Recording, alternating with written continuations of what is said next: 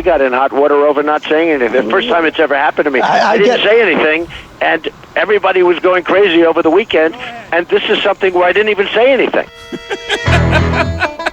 That is my favorite Donald Trump quote of the recent weeks. 622 here, Big 550 KTRS. To make sense out of a senseless situation, here is Trey Harden, ABC News political analyst. Good morning, Trey Harden.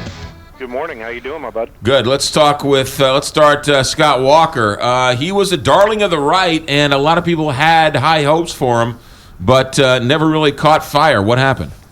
Yeah, and I would actually go further and say that he was not just a darling of maybe the right. I think that there was an element of the establishment, if you will, that was potentially excited about him because, you know, he had had success in a big state as it relates to national politics. You know, Wisconsin has definitely become more and more of a bellwether battleground state. You know, he's taken on the unions. He's someone that had not been poisoned by Washington D.C. To a certain extent.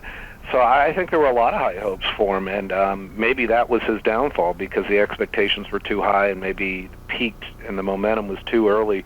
But he just ended up being a bad candidate, in my opinion. From what it sounds like too, from people I've spoken to on the inside, that a little bit of a micromanager, and you know, and that's just, you can't do that in politics. You got to put good people around you, trust them, and you know, he got to a point where he didn't create his own identity in this race, and wasn't a matter of doing anything to shoot himself in the foot. He just became irrelevant. Well, you look at him, you look at Jeb Bush, some of the other ones who aren't doing as well. There's no energy. They don't have it. They're just sort of blobs. Whereas the ones Trump and Fiorina and Bernie Sanders, whether you like them or not, they bring a whole bunch of energy to the stage. Yeah, I actually think that this roster of candidates on the Republican side is one of the best ones we've had in a long time. To be honest with you, I mean, I think that you've got a lot of governors up there who have been very successful. I think that there's, you know, some good personalities out there. I think the Carly Fiorina dynamic is good. So I think the roster has been good. I think Scott Walker was a part of that strong roster. But it's, you know, you've got to campaign, and you've got to do what's necessary to be out there and be dynamic. I will tell you, on the Jeb Bush front, I'm not going to call it right now, but I think it's close to over, and I think it's because Jeb Bush got in when he got in this race. I think he, like Hillary, assumed it was just going to be handed to him. I think he assumed that this was going to be his if he decided to get in the race, and then when he got in the race, he realized that there was a heck of a lot of work that needed to be done, that there was a whole new branding and identity that he needed to create, you know, obviously away from his brother. I think that he is close to finished. I'm surprised I'm saying that, but I think it is. I think we're close to seeing him out of the race as well. Let's talk Ben Carson, because his Muslim comment and his reaffirming his Muslim comment that he doesn't think Muslims should be president. Quite frankly, I know the media is in an uproar, but I don't see how this hurts him with people who are voting in these Republican primaries. Well, I mean, you have to. You and I've talked about this. You got to break these campaigns, these nomination processes, into kind of moments of time. And you know, we've talked about it 4 years ago. During this time, you had Rick Perry, you had Michelle Bachmann, Herman Cain, that were all leading, and you know, Romney and Santorum, the others were really not up on the radar screen yet. I don't think that the passion and emotions that exist right now for some of these candidates translate to Iowa and New Hampshire on the ground when they actually are voting.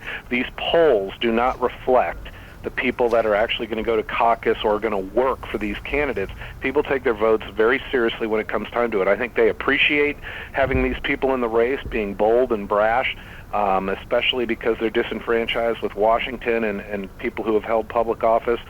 But I think you start to see the more serious candidates start to surface, and these less serious candidates start to fade. And I think that's what's happening to Trump.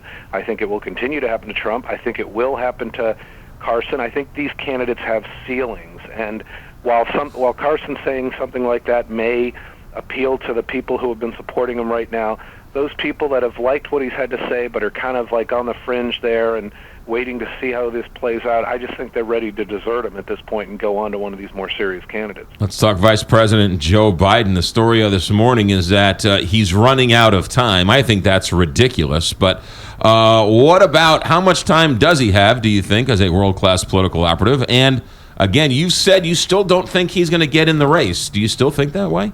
No. I actually said I think he is. He is going to get. Okay, good. Yes, okay. Yeah. I do believe that, and I still believe it's the case. We both know he wants to run badly. It's in his DNA. It's in his ego for sure. So if the opportunity is there, I think when you're someone like him, you do have a little bit of a longer window to decide, because I think he could raise the money relatively quickly, but because of the opponent, Hillary Clinton, and the money that she's had got and the organization that she's already had up, I think that he can't wait too much longer. And I was on the impression from folks that we'd hear from him kind of towards the end of this month. Maybe that gets pushed back a little bit. I still think that they are looking at the numbers and see Hillary Clinton as very beatable at this point. I don't think that the Democrat Party is really happy about her being kind of the coronated candidate at this point. So I still think that there's a big chance that he gets in, and boy, I would sure love to see it. I think it would be some good theater as well. I agree with you that way. Trey Harden, ABC News political analyst. Thanks for checking in, Trey. Always a pleasure, guys. Take care. 628, Big 550,